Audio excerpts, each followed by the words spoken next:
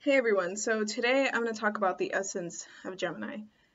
And I have already tried to film this video once, and I live in West Texas, and this dry, dirt-filled wind does not help the throat and allergies. So if my throat starts to close up again, I have water next to me. I'm sorry, please bear with me. But I feel like I have a lot to talk about, so I'm going to try to get through it as best I can without feeling the urge to cough a lot. I mentioned in my video on why Gemini suck at relationships that I feel like there's some psychological theories that could support the fact or the idea that Geminis are very black and white, and they separate things, the twins. So that's what I'm going to get into. I'm going to explain what I meant by that. Basically, the twins for Gemini, for the sign Gemini, what they actually represent, like what they symbolize, are different perspectives in life, like different alternative mental views.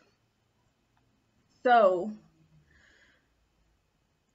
just think of anything that's one view here and the opposite of it. They're different things. And if you look at even actual twins in humans, they're not the same person. Even if they're in the same womb and identical twins, regardless of what they are, they're still their own beings. They're still their own people. They're separate from each other. That's what the twins symbolize for the sign of Gemini, is Gemini holds alternate perspectives. But the thing is that they can only be one of these twins at the same time. And the reason for this is because our perspectives define who we are, because our perception, the way we view life and our ideas of anything in life, of people, of things, everything, the way we view the world, it's based on our perception. So our perception defines how we view the world, but we also have perceptions about ourselves. So our perceptions define ourselves. We define ourselves through our perceptions. So the perspectives of Gemini take on their own identities in this way. They become their own things, and that's when they become the twins that the Gemini represents. The twins, the perspectives. So really that's what the twins for Gemini represent. And now Gemini also, because of this symbol of the twins, they represent compartmentalization. And now compartmentalization, it's kind of a mouthful, compartmentalization is actually a psychological defense mechanism to avoid cognitive dissonance. And now cognitive dissonance in psychology is basically when your behaviors conflict with your beliefs. So if you behave a certain way that is different or not in alignment with what you believe, you're faced with a dilemma then where you have to either change your behavior to match the belief, or you have to alter your beliefs a bit to match the behavior, or come up with a completely new set of beliefs to override the old ones, to accommodate the behaviors and just make them completely acceptable, especially if you can't alter the old beliefs, to kind of be accepting of the behavior.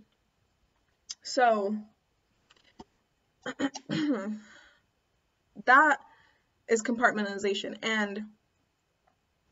that's cognitive dissonance, I'm sorry, but compartmentalization is attempting to avoid doing that, attempting to avoid this conflict of trying to match the beliefs with the behavior.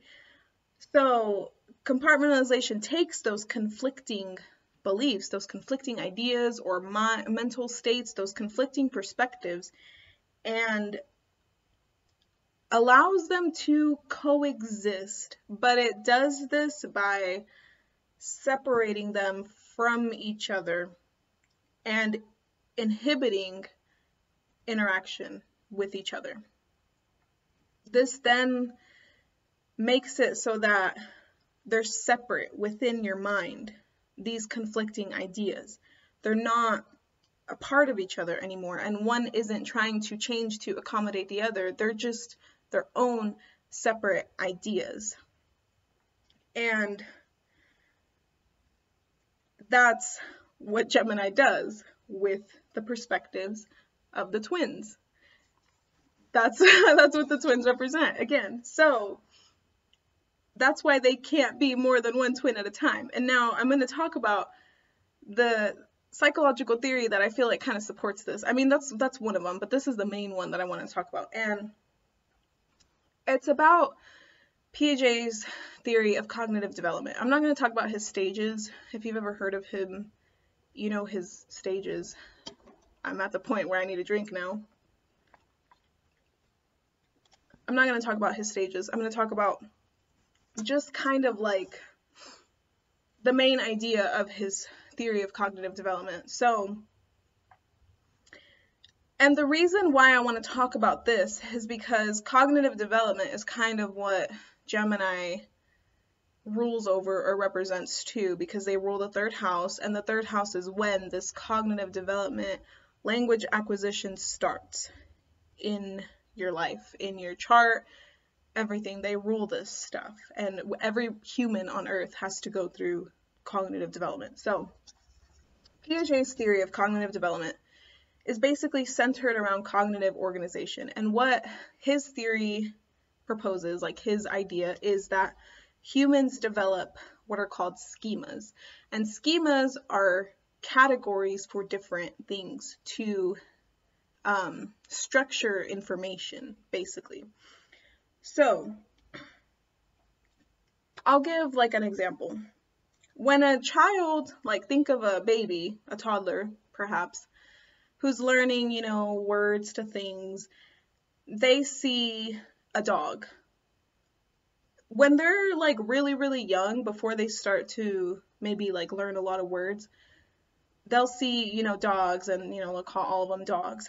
And they might see a cat and still call it dog too, because, you know, they haven't learned how to call a dog and a cat. But this is where schemas come in, because you can look at a dog, like a child can look at a dog and then sees a cat. The cat looks pretty similar, right? I mean, they have fur, they have 4 legs, a tail, and ears. And, you know, cats are generally smaller, but they're typically found in homes, you know, they're domestic animals, domestic pets, so they have a lot of similarities. As the child develops further into their, you know, their cognitive development, they will start to realize that there actually are differences, and they need to, then they're faced with that, I guess, like, they need to adapt their mind to fit these two separate things into their own categories, to define them, basically. They need to be defined. So they will create schemas, the mental categories, where then every time they see a dog, they'll fit the dog into the dog mental category. So now dogs are dogs. They'll develop a schema, a mental structure, mental category for cats. So now every time they see a cat, it's a cat. It's no longer a dog. It's separate from the dogs. So now dogs are dogs, they're called dogs, and cats are cats. And this continues, you know, I mean, this is just an example for animals, but this happens with everything. You know, this will continue. They'll start seeing more 4-legged animals, and they'll start creating, you know, oh, these are farm animals, these are zoo animals. And then even further, like these are lions, these are tigers, these are cows, these are horses, you know, like this is how, like, we categorize information in our minds as we're developing as kids. And so basically, when we're taking in information as children, we need to either assimilate the information, which is basically to use the existing schemas that we have and fit them in there. Like the example of seeing a cat, we'll either assimilate the cats into the dog category to fit it in there, to have them in a category, or we will accommodate them by creating new schemas, again, so that dogs are dogs and cats are cats. That's what Gemini does, because Geminis, again, they compartmentalize everything. This theory like really represents how Geminis, because they rule this stuff, they rule the third house, which is when we start to do this. This is the essence of Gemini. This is how they take in their information. They take it in these schemas, compartmentalizations, and they categorize it in their mind. And then again, going back to what I said, these perspectives, these categories become their own things, their own identities within the mind of the Gemini. So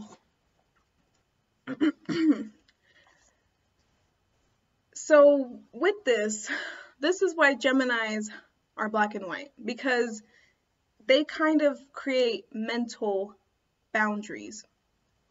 And Geminis, the reason why they say Geminis change between their twins that they have is because, again, the twins represent just perspectives. And because they hold all these perspectives, they alternate through them.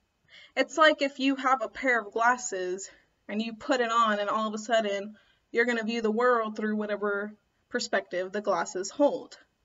Geminis have like a million pairs of glasses that they just keep switching out. And this is how they see the world. They see the world through this schema, this compartmentalization of whatever they created in their mind, this category.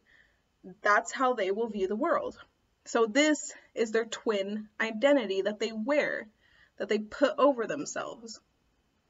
So in a way, it kind of makes them a little, confusing, because it's almost like they separate themselves from these perspectives that they put over themselves. But that's like a whole nother video that we could make in itself. But that's what I was like meaning by when I said that Geminis are black and white, and the psychological perspectives that I feel like could support this. Geminis can't be more than one at a time. They can't. They have to switch them off. They have to break them off. The sign that is more than one, if Geminis were more than one perspective at a time, more than one twin at a time, they wouldn't be Geminis anymore. They would be Libras, because Libra is actually the sign that is more than one thing at a time. Because, and we'll go into this a little bit, Libra, the symbol of Libra is a scale. Excuse me. But the scale holds two sides. One scale alone has two sides to it, because it holds two opposing perspectives. So it's almost like they're not, if Libras were two things like Gemini, then they would be two scales rather than one with two sides.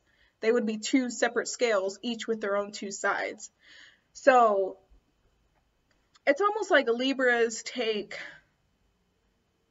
these twins perspectives, because that's what the twins represent, of Gemini, and puts them on the scale. So Libras become actually both of them at the same time. And now Geminis it's kind of like endless, because one twin alone of the Gemini can have even its own compartmentalized identities. Like one twin alone of the Gemini is comprised of like its own schemas, its own identity. So that's why Gemini just keeps going and keeps detaching and separating and keeps creating these blocks of information. But Libra takes two of them and becomes both of them, and starts to kind of disintegrate those blocks that Gemini created, because it takes pieces of one perspective and sees where the other one is missing these pieces and gives it to it, so that eventually the scale of Libra is balanced out. And now to just kind of conclude the grand air trine, Aquarius then takes all the scales that Libra creates with all comprised of like all these Gemini twin perspectives and just hands them out to people. Just takes these scales of these balanced Gemini perspectives and gives them to people. And they know where they need to go. They know which scale needs to go where. So that's the essence of Gemini. And that's kind of how they're different from Libra and Aquarius and kind of how they fit with this grand air trine of information and stuff. The other way that you could see this, which I might actually make a video on too, is to look at the opposite sign of Gemini. The opposite is Sagittarius, and Sagittarius is ruled by Jupiter. And Jupiter is about expansion. So to expand something means to blow it up and make it bigger. So if Geminis create boxes of knowledge and information, Sagittarius is the opposite, because Sagittarius thinks outside the box that Gemini creates. They blow that box up and they blow it open and they see what's in there. But they do that to every single box that the Gemini creates. They just keep blowing them up because Gemini doesn't like boundaries, doesn't like categories, wants to destroy these and literally open up walls and doors of knowledge to integrate it all together. Gemini can't do that. Sag does that. But I mean, again, Sag needs the information from Gemini in order to do that in the first place. So yes, they're both equally important, but I'm just, stating the differences within them and how you could look at how, like, the true essence of Gemini, because of how they differ from Sag, who is all about destroying the boundaries that Gemini puts up. And that's probably why they irritate each other so much. So I just like snap my fingers. That's the essence of Gemini. I hope that this made sense. I hope that it was coherent and comprehensible. Let me know what you think about this. I think it's really, really interesting. And I don't know, I just feel like you could see like a lot of the signs, like the essence of the signs in so many areas of life and of the world. I mean, that's really all that they represent, but it's just cool to actually be able to see this in other fields, to see astrology in other fields and to tie it all together. So I hope you like this video and thank you for watching.